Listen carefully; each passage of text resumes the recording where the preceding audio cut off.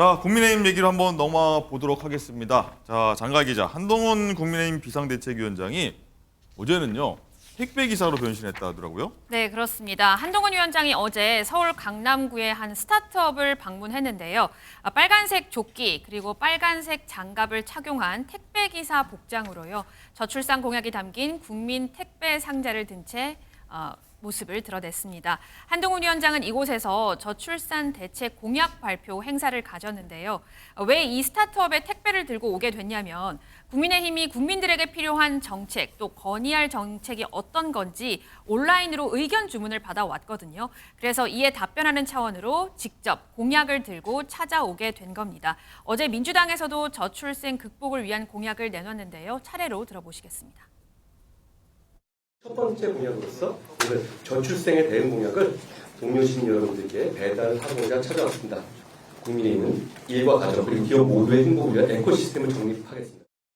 모든 신혼부부의 기초자산 형성을 국가가 직접 지원하겠습니다.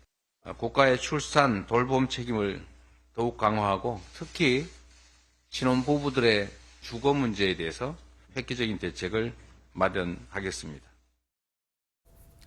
네, 종합해보면 여야의 저출생 종합대책이 2030 세대의 구애 전략으로 좀 보인다, 이런 좀 분석들이 나오는데, 강선필 부대변인, 일단은 요약하면요, 국민의힘은 일과 가정의 방점, 그리고 민주당은 현금 지원이 좀 핵심이다, 이렇게 좀 보이긴 하거든요, 일견상. 일단 어느 쪽이 좀 더 닿는지. 저는 객관적으로 보일지는 모르겠지만 네. 저는 이번 발표만 두고 보면 민주당의 정책이 훨씬 현실성이 있다라고 저는 말씀드리고 싶습니다. 그러니까 왜 이유가 그러냐면 지금까지 역대 정부에서도 저출생을 막기 위해서 노력을 해왔습니다. 노력이라고 하면 예산과 정책 아니겠습니까? 네. 수조의 정책을 썼음에도 불구하고 효과를 내지 못했다는 이유 중에 하나가 와닿지 않는 정책, 쉽게 말해서 현금성이 아니라 간접적으로 바우처를 통해서 지급을 하는 거였거든요. 그러니까 예를 들어서 지금까지도 아이 한 명을 낳으면 5천만 원 정도를 몇 세까지 지원을 해주는데 예방 접종을 할 때 얼마를 보상해주고 아이 학원을 보낼 때 얼마를 해주고 그러다 보니까 이게 쪼개져 있는 겁니다. 그러다 보니까 이 부모들은 그것을 현실적으로 체감을 하지 못하는 거예요. 그래서 이번에 저희 민주당 같은 경우는 신혼 부부라든지 아이를 가진 부모가 현실적으로 바로바로 느낄 수 있도록 하자는 것이 취지고요. 그중에 가장 중요한 것이 주거 아니겠습니까? 그리고 현금성으로 1억을 대출해서 어떤 단계적으로 탕감을 해주는 거고 또 주거도 안전한 보금자리를 만들어줄 수 있도록 직접적인 지원을 하자는 건데 이에 반해서 국민의힘의 정책을 살펴보면 어떤 휴직 급여가 150에서 210만 원으로 조금 느는 것들 그리고 휴직을 하는 것들 이미 저희 사회는 휴직은 충분히 할 수 있게 보장이 되어 있습니다. 다만 기업의 문화가 사회의 어떤 분위기가 이 남성이 육아휴직을 쓰는 거에 대해서 부정적으로 바라보는 것이 사실상 문제지 휴직을 하지 못하게 하는 게 문제가 아닌 거거든요. 그래서 이러한 부분에 있어서 양당이 더 깊은 고민이 필요하고 정말 이게 실질적인 대안으로까지 이어지는 노력이 필요하다 이런 말씀 드리겠습니다. 네. 일단 방금 저희 컴퓨터 그래픽으로 양당 공약들 쭉 보여줬는데 쭉 한번 보시면서 시청자분들 한번 판단할 수 있게끔 했으면 좋겠고, 자, 정호기 의원님, 일단은 다시 한번 말씀드릴게요. 국민의힘은 일과 가정의 방점, 민주당은 현금 지원이 핵심이다, 이렇게 했는데 어쨌든 비슷한 말씀하실 것 같은데 여야 공방이 또 여기에 대해서 우리끼리 맞다, 저쪽은 네. 틀리다, 이런 얘기 할 것 같거든요. 어떻게 보십니까? 지금 이미 보여주셨잖아요. 아주 네. 그냥 길게 디테일하게. 그러다 보니까는 안 되는 거예요. 아직도 멀었어요. 저런 면은 허경영한테 진짜 배워야 될 것 같아요. 그러니까 완전히 핀포인트로 조금 전에 말씀하셨잖아요. 직접 지원이 필요하다. 제가 보니까 현실적으로도 그런 것 같아요. 그래서 우리나라에서 그래도 출생률이 높은 지역을 보니까는 목돈에 직접 지원을 한 지역이 아이 출생률이 높다라는 거는 지금 통계로 나와 있단 말이죠. 네.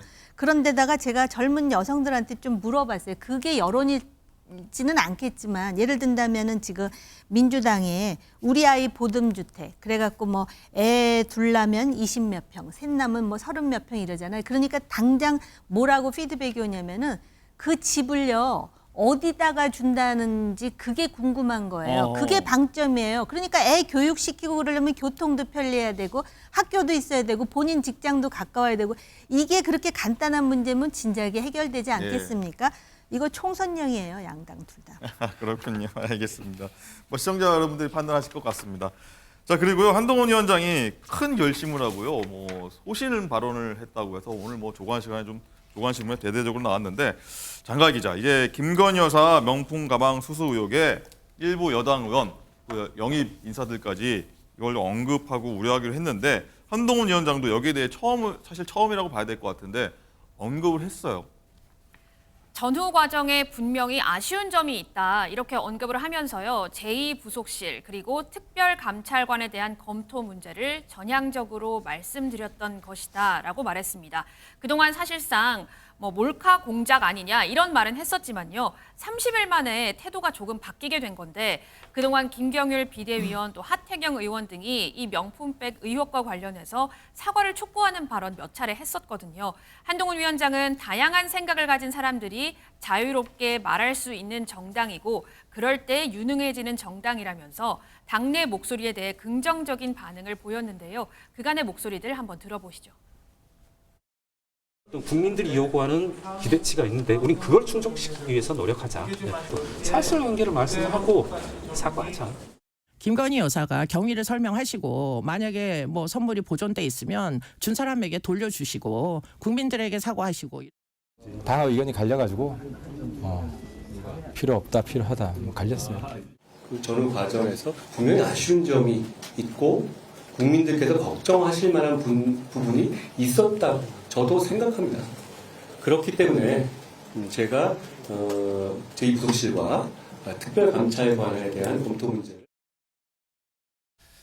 한동훈 법무부 장관 시절에는요, 몰카 공작이란 건 맞지 않나 이 정도에서 사실 말을 줄였었는데 어제는 좀 많이 바뀌었습니다. 자, 정옥인 의원님, 아무래도 선거철 다가와서 그런 걸까요? 좀 여러 계산이 있어서 그런 걸까요? 아니면 뭐 다른 생각이 있어서 그랬던 걸까요? 지금 선거철이잖아요. 그리고 총선에 나가서 이겨야 되잖아요. 그러면 유권자들이 어떤 생각을 하는지를 정확히 간파해야 되지 않습니까? 저는 이 말을 예를 든다면 몰카 공작 맞죠. 근데 국민들이 지금 지적하는 부분은 몰카인데 왜 그 백을 받았느냐는 것 아니겠습니까? 그러다 보니까 도이치 모터스 주가 조작에 대해서도 이거 특검해야 된다로 지금 여론이 굳혀지잖아요. 그런데 그거를 그 몰카 조작이라는 측면만 보는데 국민들이 보는 거는 그걸 왜 받았느냐. 옛날에 왜 무슨 방송의 프로그램에 착한 가게라고 있었어요.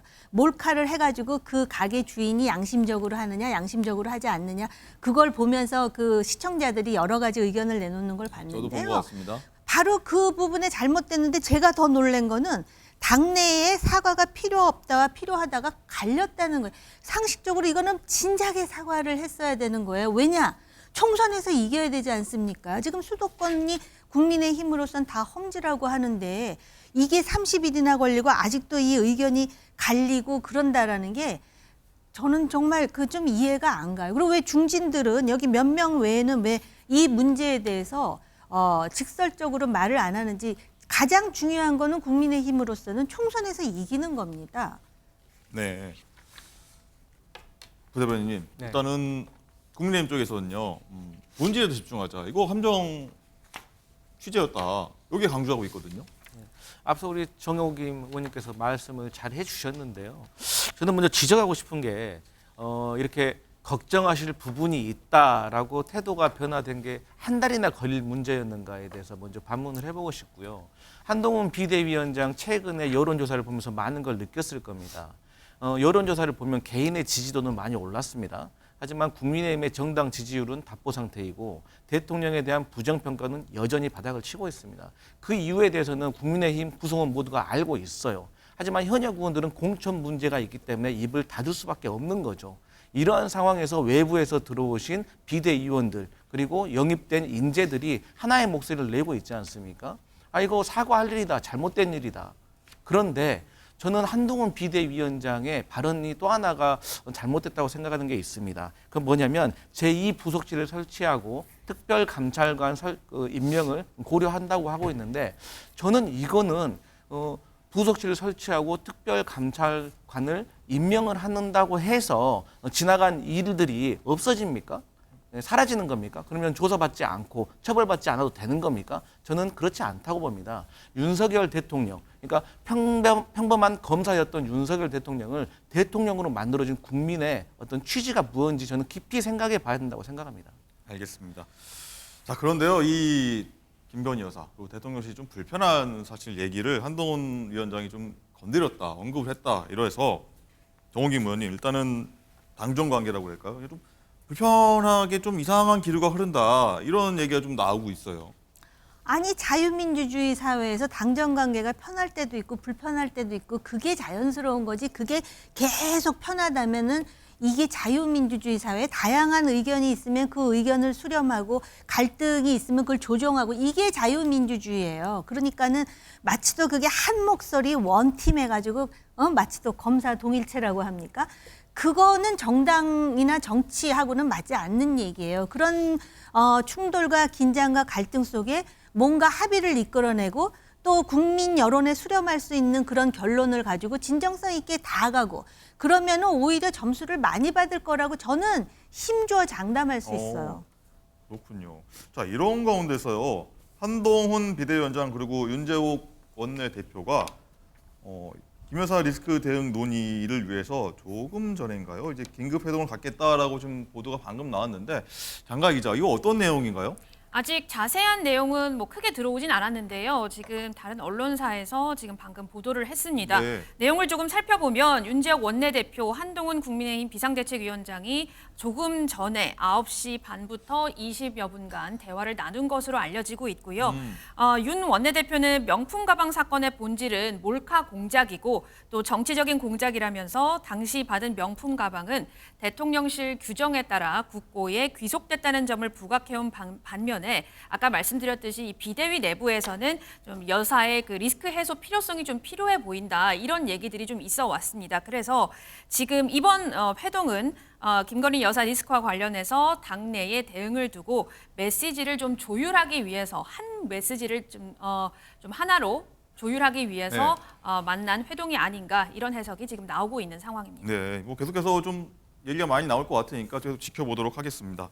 자, 그리고 아까 이재명 대 원희룡 명룡대전 얘기했는데 거기만큼이나 좀 뜨거워진 지역구가 있죠. 서울 마포을 지역구인데 정청래 대 김경률 대결 성사 가능성인데 이건 변호사님 여기다 대고 좀 이 지역구 두고서 좀 날선 신경전이 좀 계속 오가고 있는 것 같아요. 네, 그렇습니다. 이 전청래 의원도요, 자신의 페이스북에 불편한 심기를 다 오픈을 했습니다. 그러면서 마포가 그리 만만하냐라고 불편한 기색을 내비쳤고요. 어제 페이스북에는 한동훈 본인은 못 나오고 남을 버리는 카드 희생양으로 삼다니 비겁하다.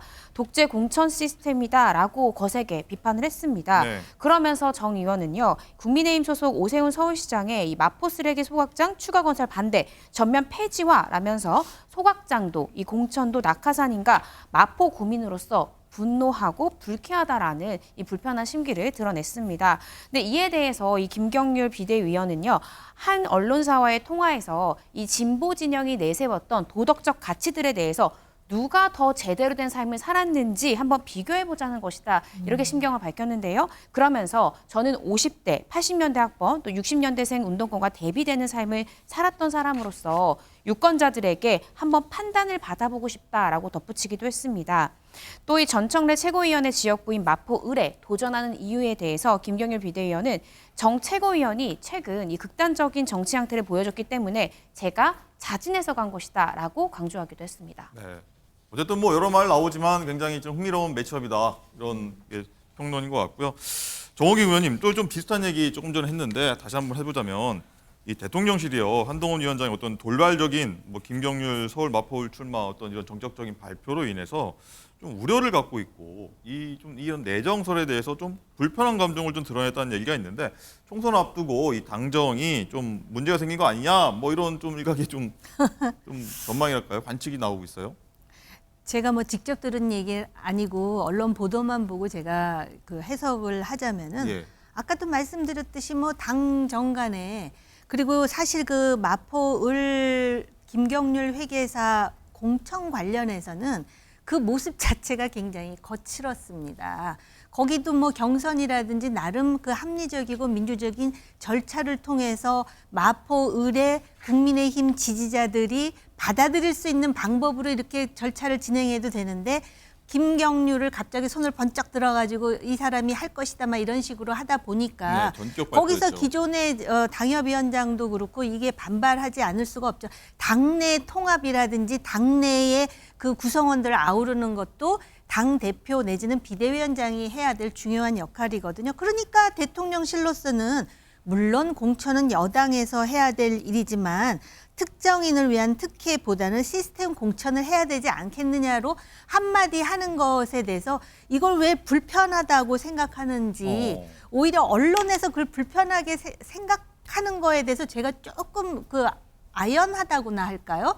이거는 자연스러운 현상이고요. 중요한 방점은 대통령실은 공천은 여당에서 할 일이라고 했다라는 것입니다. 알겠습니다.